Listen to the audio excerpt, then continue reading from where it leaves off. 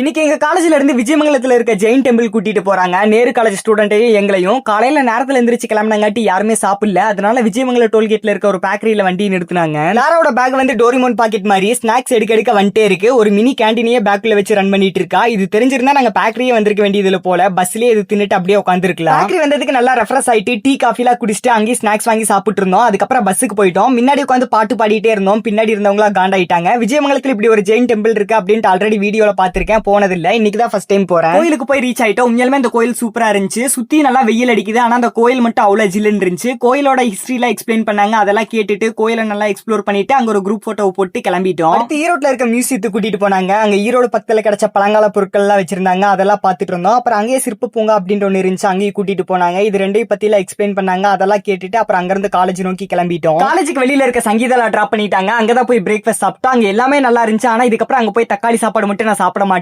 வெறுத்துட்டேன். கொஞ்ச நேரத்துல மறுபடியும் லஞ்ச் பிரேக் விட்டாங்க. திருப்பி சாப்பிட கூப்பிட்டாங்க. ஃப்ரெண்ட்ஸ் கூட லைட்டா சாப்பிட்டு ஒரு சோடாவை குடிச்சிட்டு உட்காந்துட்டேன். காலேஜ்ல செமினார் ஹால்ல குரூப் டிஸ்கஷன் இருந்துச்சு. 2 டாபிக் கொடுத்தாங்க. நேரு காலேஜ் ஸ்டூடெண்ட் எங்களையும் கம்பைன் பண்ணி 3 டீமா பிரிச்சு வச்சிருந்தாங்க. எல்லாரும் சேர்ந்து குரூப் டிஸ்கஷன் பண்ணோம். கடைசியா அவங்ககிட்ட இந்த 3 நாள் எப்படி போச்சு அப்படின்னு ஃபீட்பேக் கேட்டோம். பரவாயில்ல, பாசிட்டிவா சொன்னாங்க. அப்புறம் அவங்க கிளம்பிட்டாங்க. அவங்களுக்கு டாடா சொல்லி சென்ட் ஆஃப் பண்ணிட்டோம். இந்த வீடியோ பிடிச்சிருந்தா லைக் பண்ணி ஃபாலோ பண்ணி வச்சுக்கோங்க. டாடா.